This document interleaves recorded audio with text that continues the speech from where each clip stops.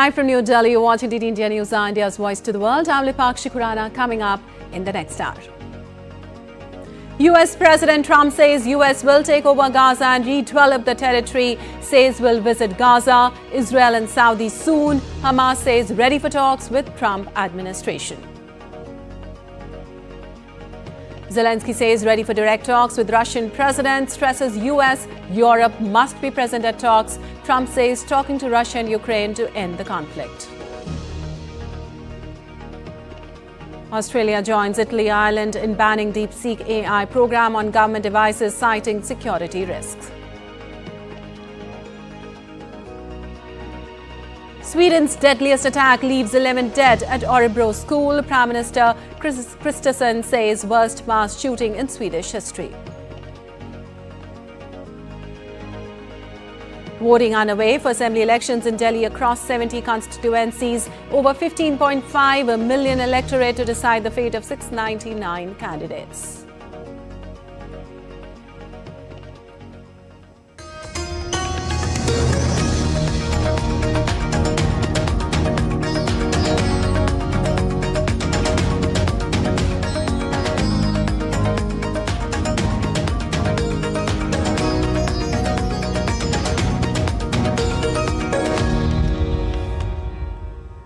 Well, US President Donald Trump said on Tuesday that the US would take over the Gaza Strip after Palestinians are resettled elsewhere and develop it economically. Trump addressed reporters at the White House on Wednesday after talks with Israeli Prime Minister Benjamin Netanyahu over the country's conflict with Hamas.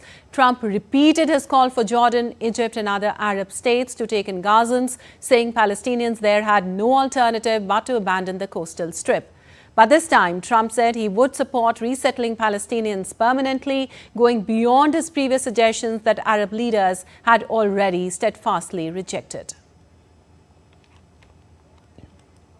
The U.S. will take over the Gaza Strip, and we will do a job with it, too.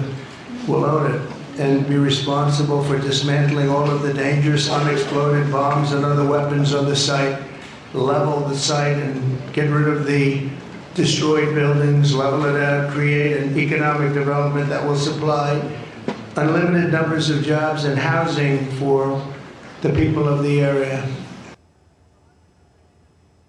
Meanwhile, it says it is ready to establish contact and hold talks with the administration of US President Donald Trump. On Wednesday, Russia's RIA state news agency cited senior Hamas Politburo member Moussa Abu Marzouk as talks with the US have become a kind of necessity for Hamas, considering that Washington is a key player in the West Asia.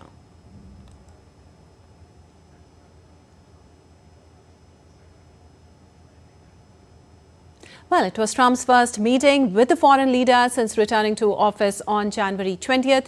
It was meant to showcase close ties between the president and Netanyahu after a period of strained relations between the Prime Minister and Biden over Israel's handling of the Gaza conflict. On the issue of Israel's sovereignty over the West Bank, Donald Trump said he had not taken a position and would be making an announcement on the issue in the coming weeks. Trump has said he hopes to renew an effort toward historic normalization of relations between Israel and Arab power, Saudi Arabia. With the historic Abraham Accord, something that was really an achievement that was, I think, going to become more and more important because we achieved the most significant Middle East peace agreements in half a century, but the Abraham Accords in particular, and I really believe that many countries will soon be joining this amazing peace and economic development transaction. It really is a big economic development transaction. I think we're going to have a lot of people signing up very quickly. Unfortunately, for 4 years, nobody signed up. Nobody did anything for 4 years except in the negative. Well, Netanyahu also voiced confidence on Tuesday that he could strike a peace deal with regional rival Saudi Arabia. I think peace between Israel and Saudi Arabia is not only feasible, I think it's going to happen. I think if we had another half a year in your first term, it would have already happened. True. Many more, I agree, many more nations. I think you can't prejudge and pre-guess how we'll achieve it, but I'm committed to achieving it. I know the president is committed to achieving it, and I think the Saudi leadership is interested to achieve it. So we'll give it a good shot, and I think we'll succeed. Well, reacting to Trump, Saudi Arabia said they will not establish ties with Israel without the establishment of a Palestinian state, reaffirming that the kingdom's stance is firm and unwavering. After meeting Trump, Netanyahu called him greatest friend Israel has ever had. Israel is preparing to send a high-level delegation to the Qatari capital, Doha, to discuss continued implementation of the Gaza ceasefire agreement. Under the terms of the original deal that sealed a 42-day truce and an exchange of hostages for Palestinian prisoners, talks on a second phase, paving the way to a possible end to the war.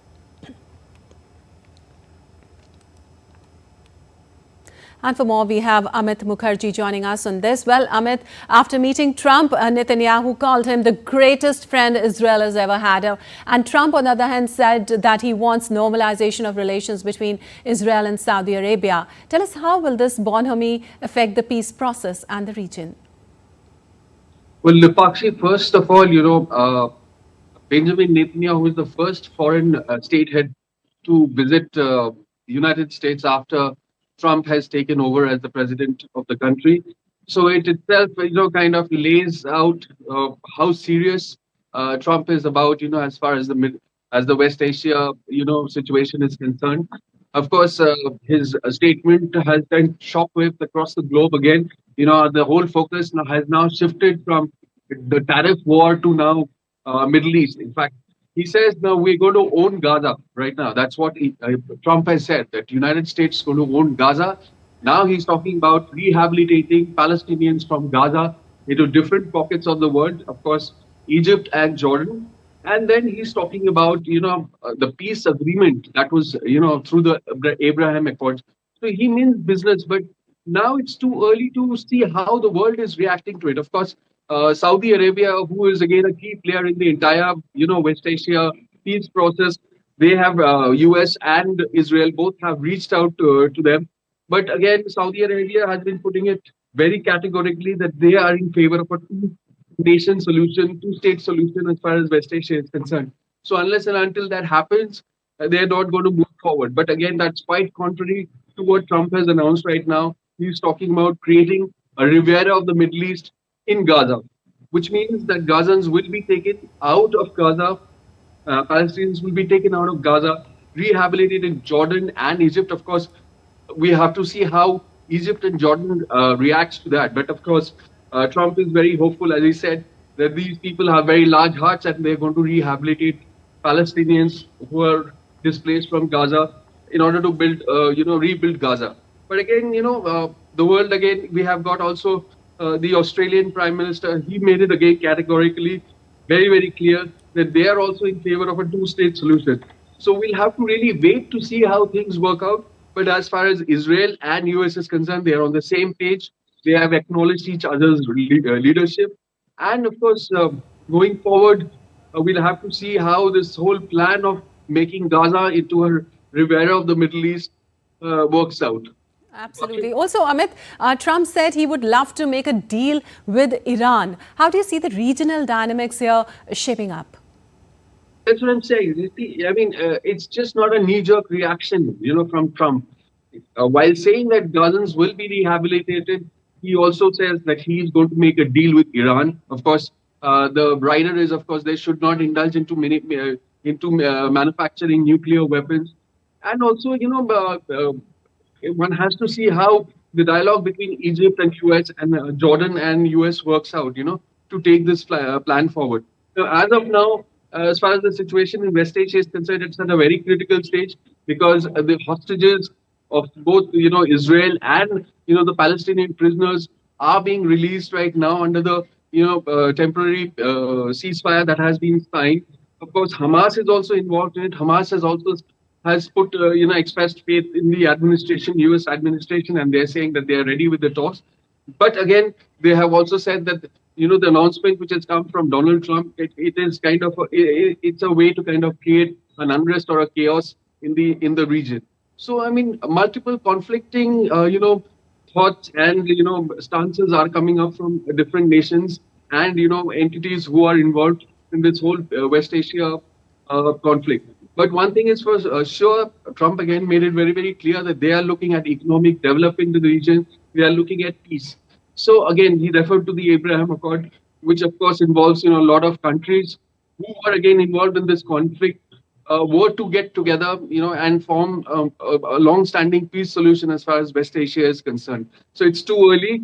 I mean, Trump has just made his statement a few hours back, and of course, also interesting to know that Trump has also lifted the sanctions on military weapons, which were slapped on Israel, during Biden's administration. So we'll have to wait and watch how things work out. Absolute jigsaw puzzle out there. Thank you so much, Amit, for all those details. And moving on, US President Donald Trump is set to discuss tariffs with Chinese President Xi Jinping. The call comes as new 10% tariffs on Chinese imports take effect, prompting retaliatory measures from Beijing. It was also cleared that the 10% additional tariff will be put on Hong Kong as well as the mainland. Meanwhile, the US Postal Service has announced to temporarily suspend accepting inbound parcels from China and Hong Kong Post until further notice. China has imposed targeted tariffs on US imports and put companies like Google on notice for potential sanctions. Trump's trade advisor Peter Navarro hinted that the call between Xi and Trump could lead to a reprieve for China, but emphasized that any decisions would be up to the US president. Well, the US is reviewing China's compliance with the Phase 1 trade deal. The outcome of the Trump-Xi call remains uncertain, although the US president says he's in no rush to speak with his Chinese counterpart Xi Jinping, despite expectations of a phone call soon. Also, US President Trump delayed 25% tariffs on Mexico and Canada for a month in exchange for help fighting drug trafficking and immigration. Mexican President Claudia Sheinbaum convinced Trump to back down on the tariffs. Mexico on Tuesday began moving troops to its northern border as part of a 10,000-member deployment that President Claudia Sheinbaum promised US counterpart Donald Trump in exchange for a delay of his tariffs. Mexico's economy minister Marcelo Ebrard says a month is enough to reach an agreement with the US before tariffs take effect. We are starting a negotiation. Some say a month is not enough. There have been historical processes that have been made in one day, and there are years that nothing happens. This month is more than enough to reach an agreement on these topics. Well, US President Donald Trump on Tuesday signed an executive order withdrawing Washington from a number of United Nations bodies, including Human Rights Council, and setting up a broader review of US funding for the multilateral organization. The executive order said it withdrew Washington from UNHRC and the main UN relief agency for Palestinians, UNRWA, and would review involvement in the United Nations Educational, Scientific and Cultural Organization, UNESCO. The moves were made in protest against what White House Staff Secretary Will Scott described as anti-American bias at the UN agencies. Tuesday's order would appear to end all US participation in the Council's activities, which include reviews of countries' human rights records and specific allegations of rights abuses. Also, the 47 members of the UN Human Rights Council are elected by the General Assembly through 3-year terms, with the United States ending its latest term on December 31st. It currently has observer status at the body. And US President also touched upon Iran, saying he would love to make a deal with the country to improve bilateral relations, but added that Tehran should not develop a nuclear weapon. They cannot have a nuclear weapon. It's very simple. I'm not putting restrictions. They cannot have one thing. They cannot have a nuclear weapon. And if I think that they will have a nuclear weapon, despite what I just said, I think that's going to be very unfortunate for them. If, on the other hand, they can convince us that they won't, and I hope they can. It's very easy to do. It's actually very easy to do. I think they're going to have an unbelievable future. And still to come on DD India News Hour. IAEA Chief Rafael Grossi warns of nuclear disaster while inspecting damaged power grid in Kyiv, plans visit to Russia. World leaders have extended their condolences on the tragic incident in Sweden. And Syria's National Symphony Orchestra performs first concert at Damascus Opera House post-Assad.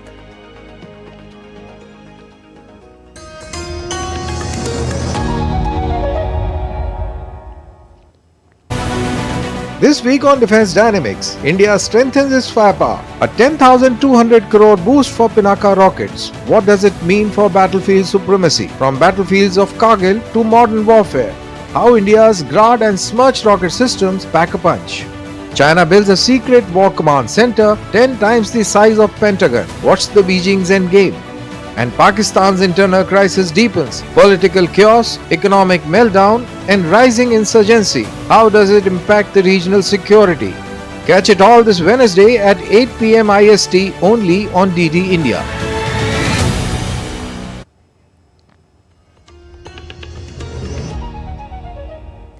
Welcome back. You're watching DD India News. I'm Lipakshi Khurana. And moving on, Ukrainian President Volodymyr Zelenskyy has expressed willingness to negotiate directly with Russian leader Vladimir Putin if it means ending nearly 3 years of conflict. In an interview with British journalist Piers Morgan, Zelenskyy stated he would engage in talks alongside 4 participants, likely Ukraine, Russia, the EU and the US. Despite this, Putin has rejected direct negotiations. Zelenskyy insists NATO membership remains Kyiv's best security guarantee. Meanwhile, US President Donald Trump said US is talking to Russia and Ukraine to end the conflict. An International Atomic Energy Agency chief, Rafael Grossi, arrived in Kyiv on Tuesday, inspecting a damaged electricity substation and cautioning that continued attacks on Ukraine's power grid could trigger a nuclear disaster. Grossi, alongside Energy Minister German Kalashchenko, assessed the damage before announcing plans to visit Russia this week to discuss the situation, including the Russian-occupied Zaporizhzhia nuclear power plant.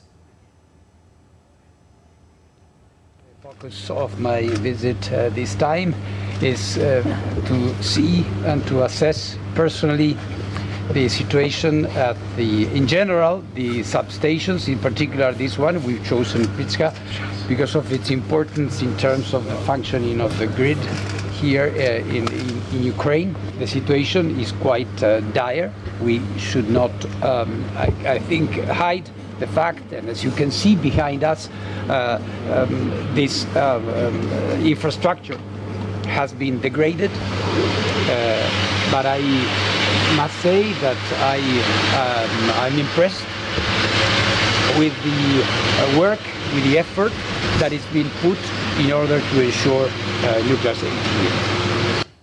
Well, in his nightly address, President Volodymyr Zelenskyy revealed he and Grossi agreed to expand IAEA oversight at Ukraine's nuclear sites. And Australia has banned DeepSeek, a Chinese AI chatbot, from all government devices due to security concerns. The decision makes Australia one of the first nations to take direct action against the Chinese artificial intelligence startup, which has rapidly gained global attention. Australia's Home Affairs Department deemed the risk unacceptable and ordered the removal of DeepSeek from all government systems and devices. The Australian ban, advised by security agencies, aims to protect government systems from potential malware and privacy breaches. The ban has bipartisan support, with some politicians urging the public to consider removing DeepSeek from personal devices. The move adds to existing tensions between China and Australia, which have previously clashed over Huawei and TikTok.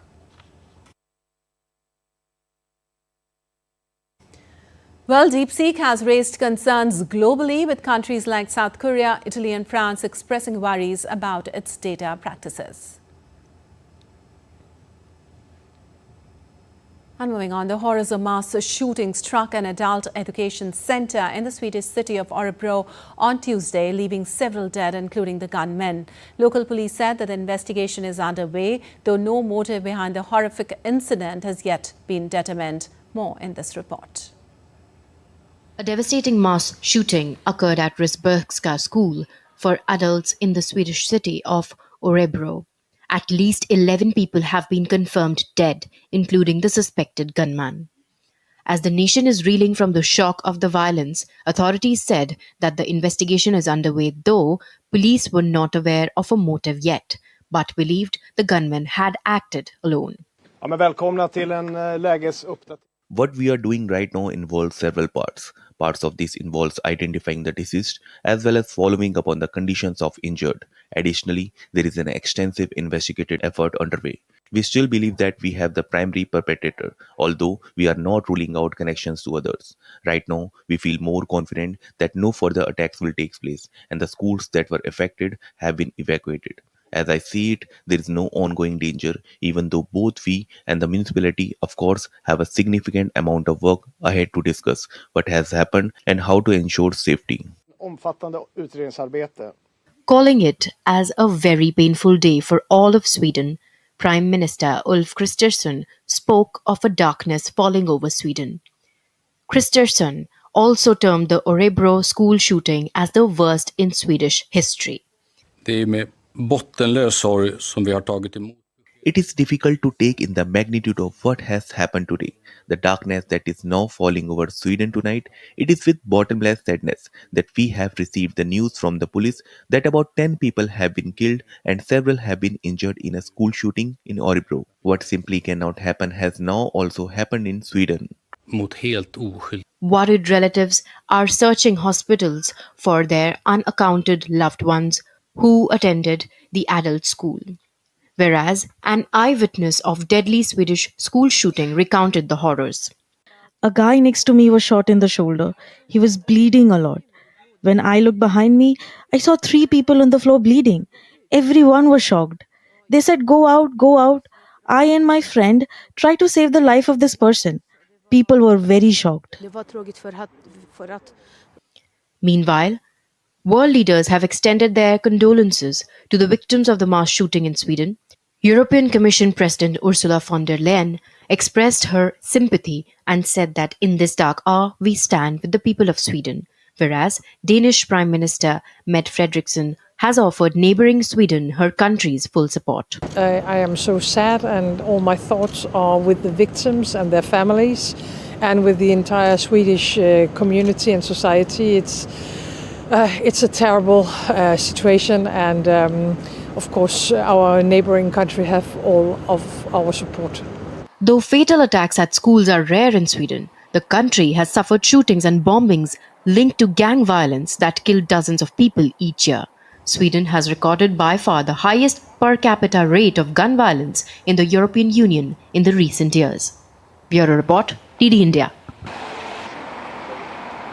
And moving on, as rebels in eastern Congo's largest city, Goma, declared ceasefire, people rushed to bury some 2,000 victims of last week's conflict as they feared the spread of disease. The M23 rebels who captured Goma declared a ceasefire on Monday and largely upheld it, though some residents reported sporadic shooting and looting on Tuesday. 8 groups have been helping authorities deal with overflowing hospital morgues and bury bodies.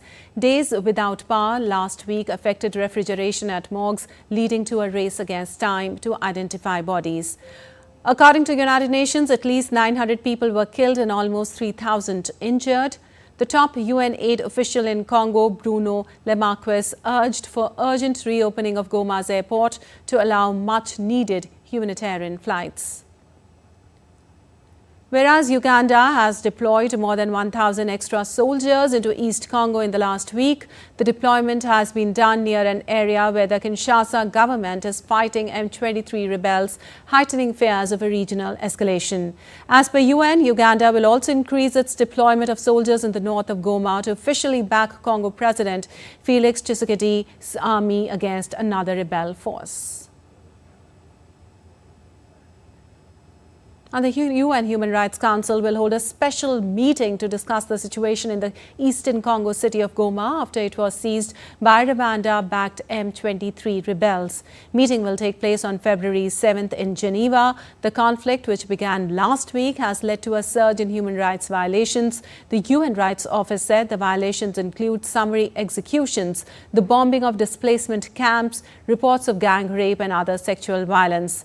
So far, 27 countries have supported the meeting, surpassing the requirement for a third of the 47-member council. And some weather update. Heavy snowfall disrupted traffic and air travel in Japan's northernmost main island of Hokkaido. A record-breaking 1.2 meter of snow fell in just 12 hours in the city of Obihiro. Around 370 schools were also reported closed on Tuesday as a result of the snow. According to the weather officials, low pressure will continue to bring blizzards to parts of northern Japan for the next 5 days.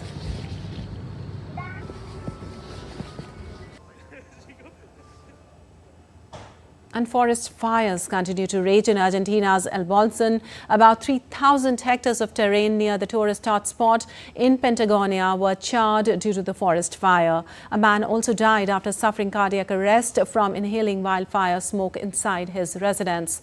Hundreds of people have been evacuated, according to the authorities. The fire initially broke out on Thursday in the Cazan del Azul hiking area in Amprel, some 20 kilometers north of El Bolson, and then spread rapidly, fanned by wind and high summer temperatures.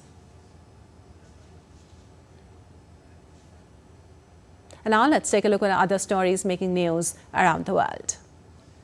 Bodies of all the 67 victims of last week's mid-air collision in Washington, D.C. have been recovered.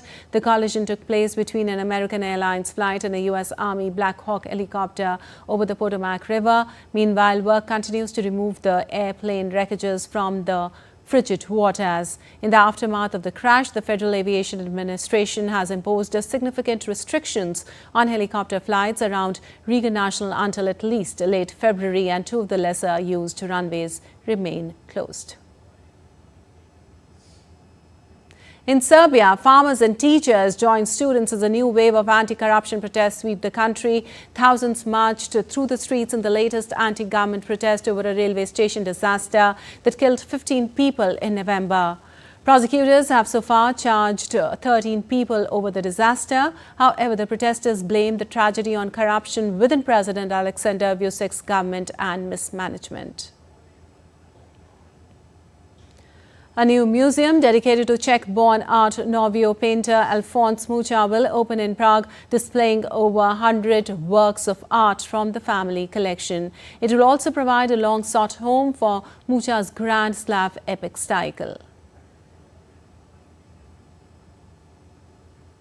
To rounds of applause, the musicians of Syria's National Symphony Orchestra took their place on stage for the first classical concert at the Damascus Opera House since Bashar al-Assad's ouster. The concert was conducted by Misak Baghdadarian, a member of Syria's Armenian minority, and included works by Beethoven and Tchaikovsky, apart from Syrian composers.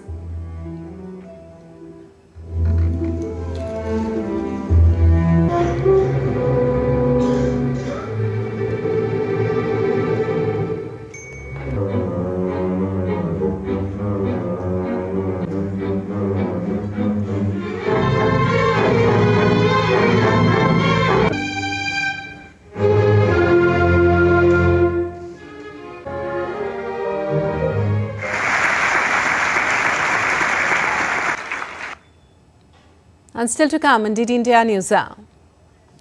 India's Home Minister Amit Shah chairs a security review meeting on Jammu and Kashmir.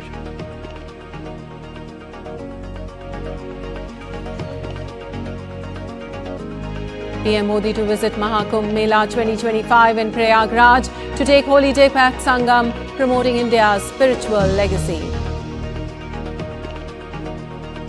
Sonmarg of India's Jammu and Kashmir hosts exciting ice skating event.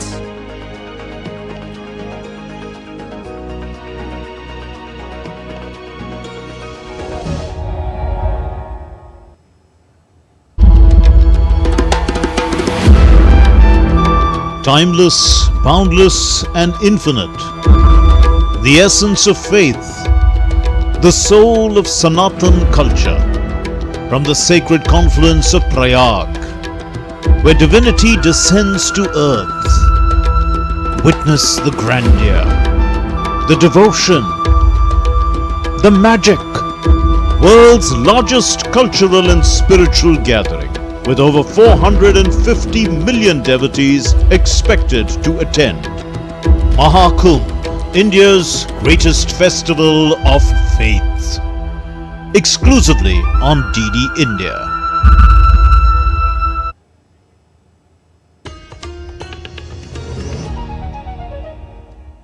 Welcome back. You're watching DD India News. I'm Lipakshi Khurana. Time now for a quick recap of the headlines.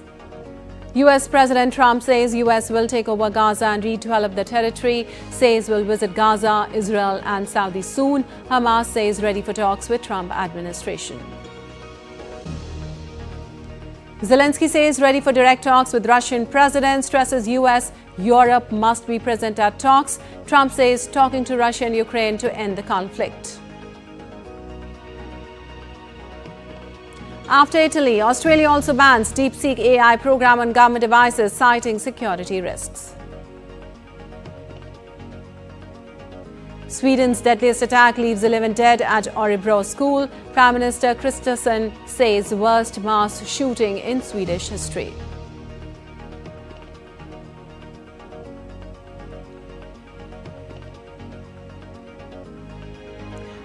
Voting underway for assembly elections in Delhi across 70 constituencies, over 15.5 million electorate to decide the fate of 699 candidates.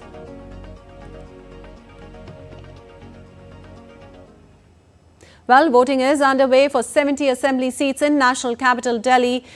8.10% voting was recorded till 9 a.m. Over 15.5 million voters will cast their votes to seal the fate of 699 candidates in a single phase. The key candidates in the fray are Aam Aadmi Party National Convener Arvind Kejriwal, Delhi Chief Minister Atishi and Delhi Minister Gopal Rai, BJP's Vijendra Gupta, Pravesh Verma, Ramesh Bidhuri and Kailash Gehlot. Congress has fielded Sandeep Dixit, Harun Yusuf and Alka Lamba. Well, voting for the Delhi Assembly elections began at 7 a.m. Indian time, with several prominent leaders casting their ballots soon after polling commenced. President Draupadi Murmu cast her vote at President's estate, while Delhi Lieutenant Governor Vinay Kumar Saxena, along with his wife, also exercised his franchise.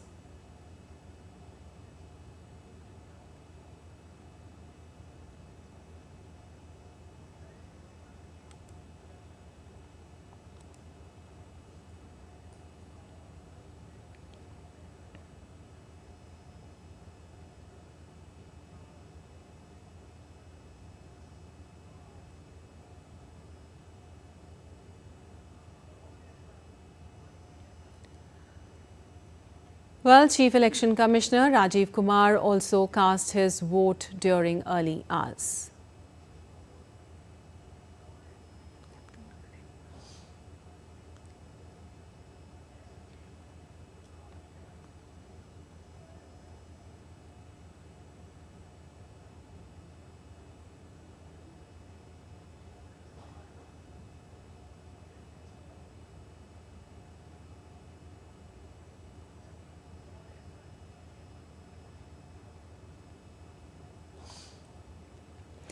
Among the early voters were Union Ministers S. Jaishankar and Hardeep Singh Puri, Army Chief General Upendra Dwivedi, Election Commissioner Sukhbir Singh Sandhu and Delhi Police Commissioner Sanjay Arora.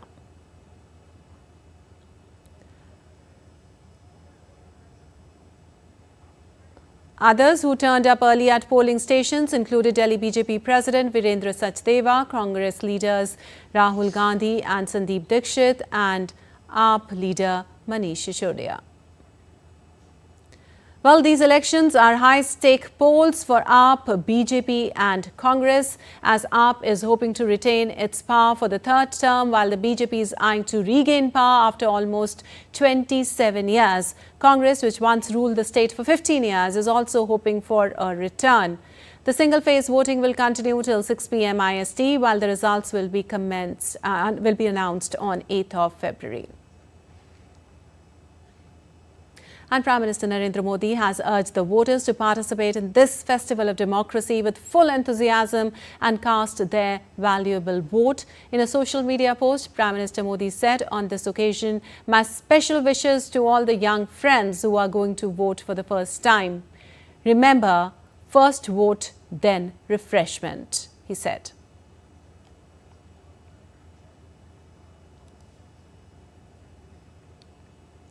And DD India correspondents Akshay Dongre, Dibyendu Mondal and Anil Thomas will join us for more on the elections. Well, good morning to all of you. Anil, my first question to you. Give us a sense of how people are coming to vote in the centre. How excited are the people to vote and what are the issues in their mind? Well, good morning, Lipakshi. Well, the excitement is there in the air when it comes to voting since it's midweek.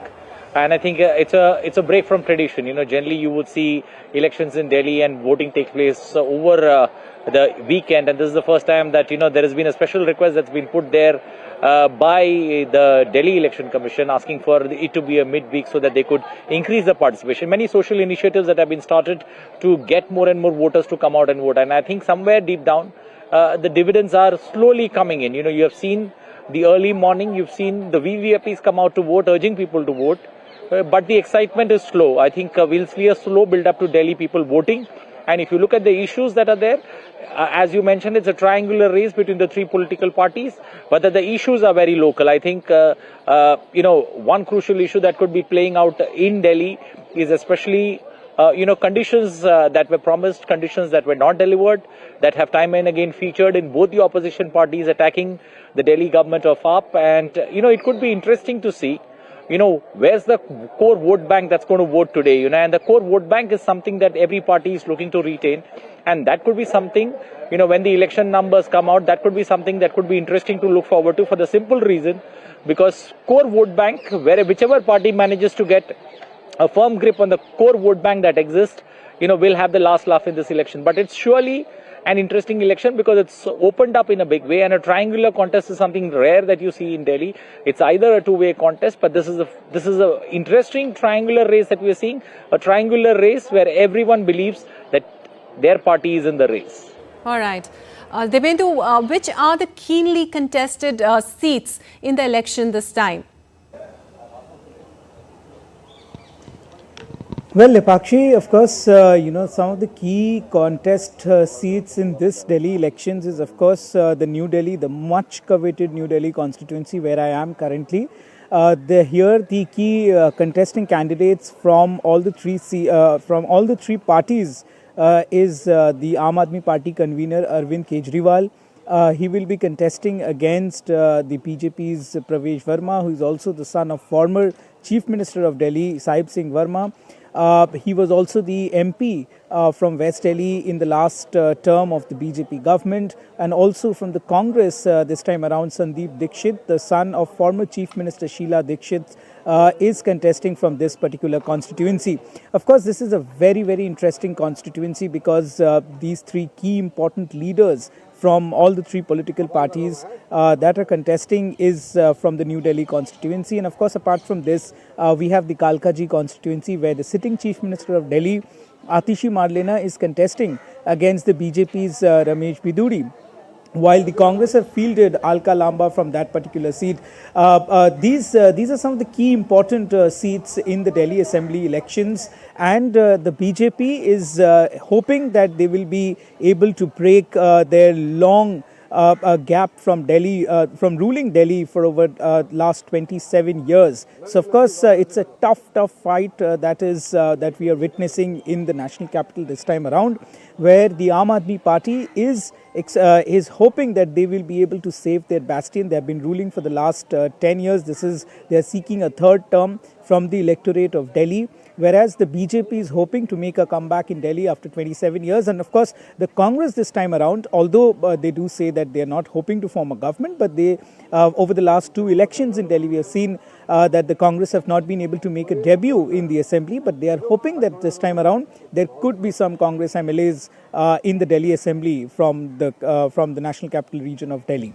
All right. Lipakshi. All right. Akshay, I want to ask you, where are you right now and how is the voting going on there? And also, how has the use of social media played a role in this election?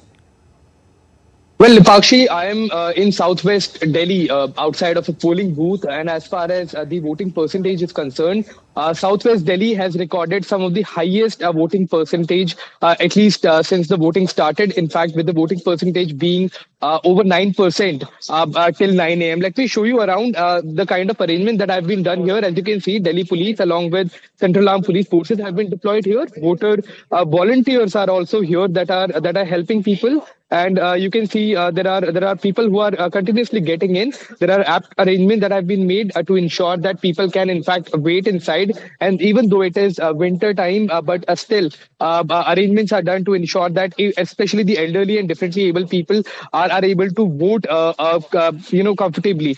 This is in fact a high stake battle as well for all the parties. And as far as social media is concerned, it has been widely used by all the political parties. However, when you take the social media battle, Congress seemed to be lagging somewhere because the people mostly were talking about the campaigns that had been launched by the Aam Aadmi Party and the Bharatiya Janata Party. So somewhere the Congress Party, which has ruled the city for about 15 years under Sheila Dikshit, who was the chief minister before Arvind Kejriwal, but still the party has lagged behind so much that it was not able to, as Devendu has rightly mentioned, debut in the Delhi elections. So the situation as far as the social media is concerned has been extremely competitive between the Aam Aadmi Party and the BJP with the issues of cleaning of Yamuna River, where Aam Aadmi Party has failed in the last 10 years, or the issue of civic issues like the cleaning up of cities, where the Bharatiya Janata Party has said that despite being in power for 10 years, Aam Aadmi Party could not make Delhi, the capital of the country, a city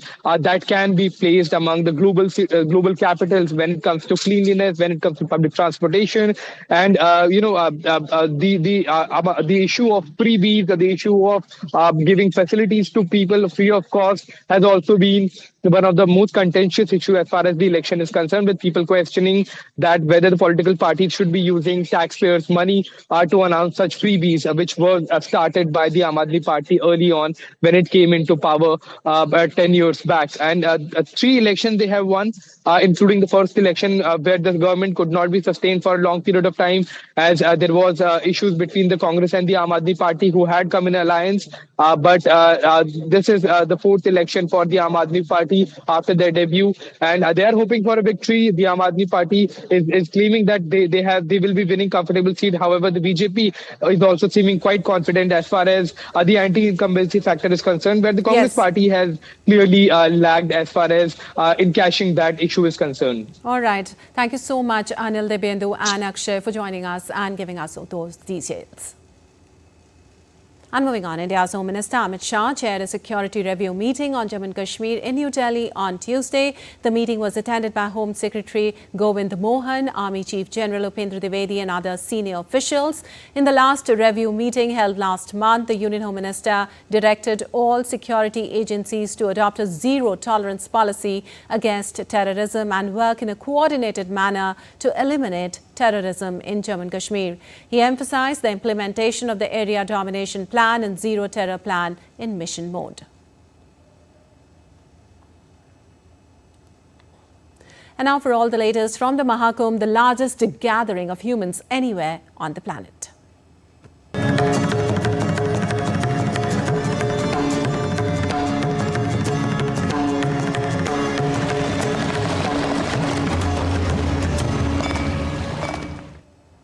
Well, India's Prime Minister Narendra Modi will visit Mahakumbh Mela 2025 in Prayagraj on Wednesday. He will take a holy dip at the Sangam and offer prayers to Ma Ganga. Mahakumbh 2025 is the world's largest spiritual and cultural gathering, attracting devotees from across the globe. The Mahakumbh will continue until Mahashivratri on 26th of February. In line with his commitment to promote and preserve India's spiritual and cultural heritage, Prime Minister has consistently taken proactive steps to enhance infrastructure and facilities at pilgrimage sites.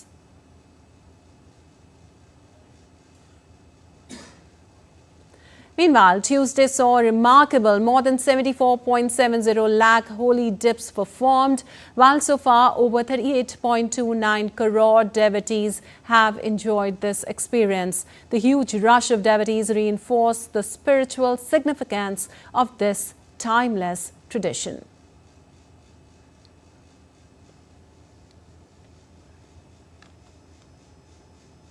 And in India, Siddharth Bharadwaj explores the replica of the Ram temple that has been unveiled at the Mahakumbh 2025. The next report examines the significance of the unveiling of this Ram temple replica at Prayagraj during the Mahakumbh 2025. At the Mahakumbh 2025, a remarkable symbol of faith and devotion has been unveiled, the replica of the Ram temple. This stunning structure, now standing tall amidst the spiritual hub of the Kumbh, draws thousands of devotees every day from all across the country.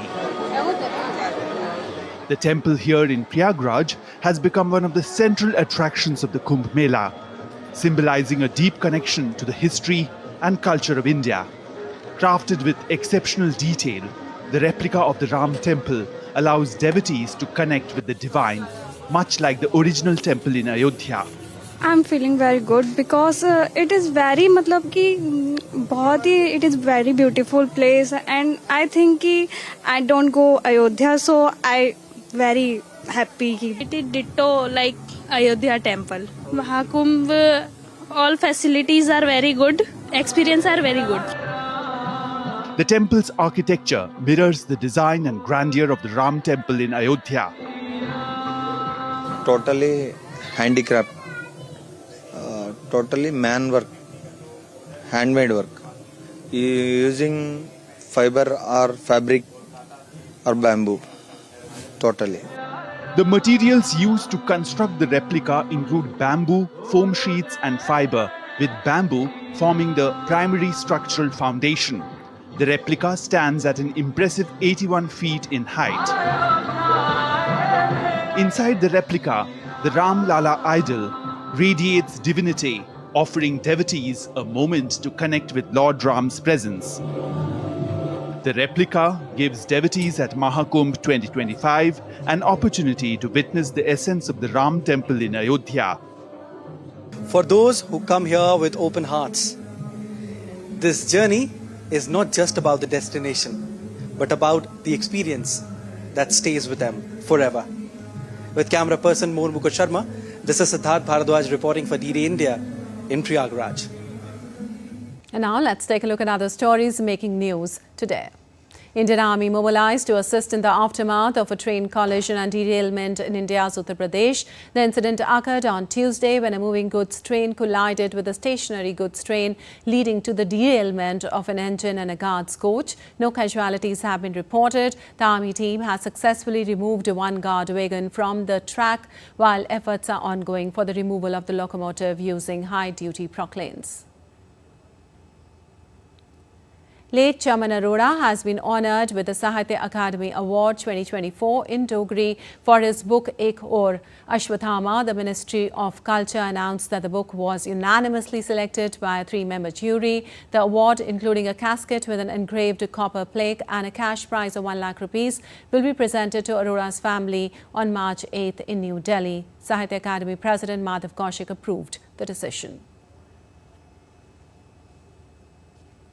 Sonmarg, a town of Indian Union Territory of Jammu and Kashmir, is alive with excitement as an ice skating competition organized by SDA and State Tourism aims to promote winter sports and local talent. The event features 20 skaters under expert guidance. Local residents and participants are enthusiastic about the initiative, which enhances Sonmarg's reputation as a winter sports hub.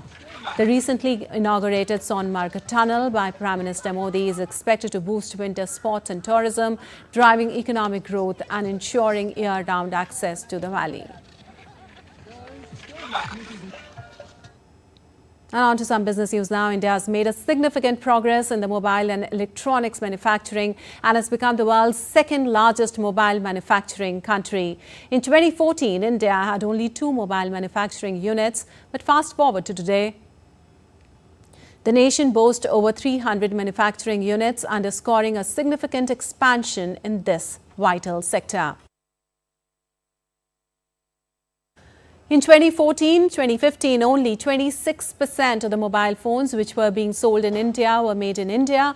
The rest were being imported. It is worth mentioning that today, 99.2% of all mobile phones which are sold in India are made in India. Well, the manufacturing value of mobile phones has surged from 18,900 crore rupees in financial year 14 to a staggering rupees 4,22,000 crore in the financial year 24. And Japanese automakers Honda and Nissan may call off merger talks, a move that would pitch hard-hit Nissan into greater uncertainty. Sources say Honda had sounded out Nissan about becoming a subsidiary, an idea that Nissan had strongly opposed. In December, the automakers had said they aimed to set up a holding company by August 2026, when both of their shares would then be delisted. Nissan said discussions were ongoing between the companies and there would be an announcement after they finalized their direction in mid-February. Nissan plans to hold its board meeting as soon as Wednesday afternoon. A Honda spokesperson also declined to comment, saying the automaker intended to make an announcement by mid-February.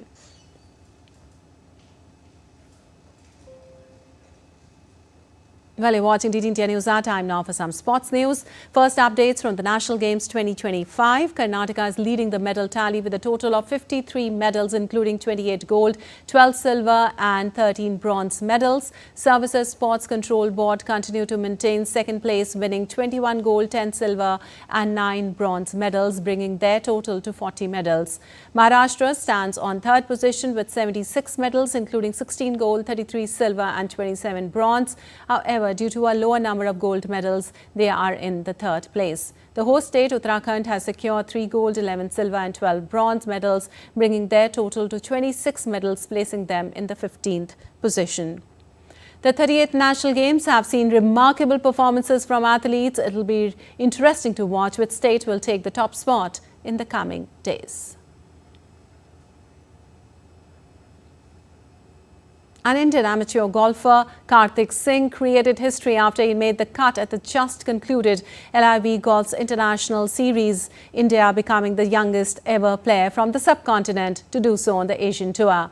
Having only played one Asian Development Tour event previously, this was Singh's second appearance in a professional tournament with a field that he could have only dreamed of previously, featuring the likes of two-time major winner Bryson DeChambeau. Anirban Lahiri and LIV Golf League star Joaquin Niemann. In an exclusive conversation, Karthik spoke to DD India. Take a listen. Indian golfer Karthik Singh made headlines at the International Series India when he achieved the milestone of becoming the youngest Indian to make the halfway cut at the International Series.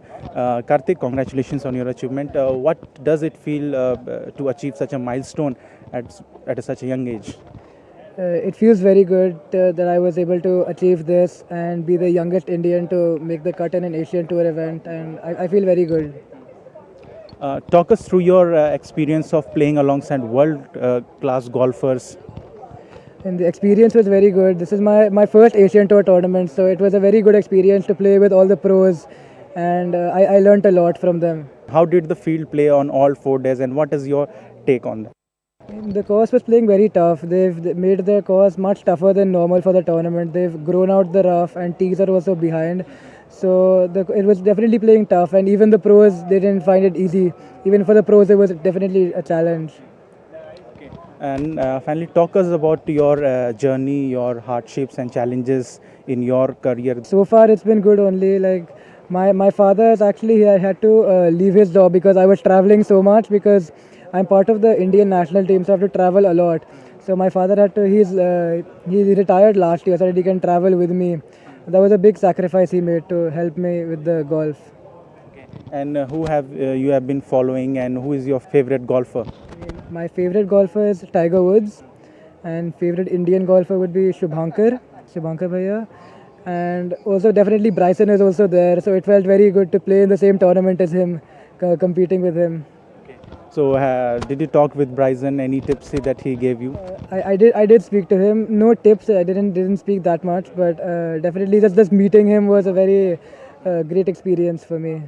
And lastly, your achievement will make a lot of waves to Indian golfers. So any message for any young Indian fan who is watching you right now? I mean, I think just keep doing hard work. It'll pay off eventually if you keep putting hard work. So that was Karthik Singh, the youngest Indian to make a cut at the high-level men's professional golf tournament. With cameraman Naveen, this is Abhishek Prasad for DD India. And Karnataka's Nitin and Prakash clinched the men's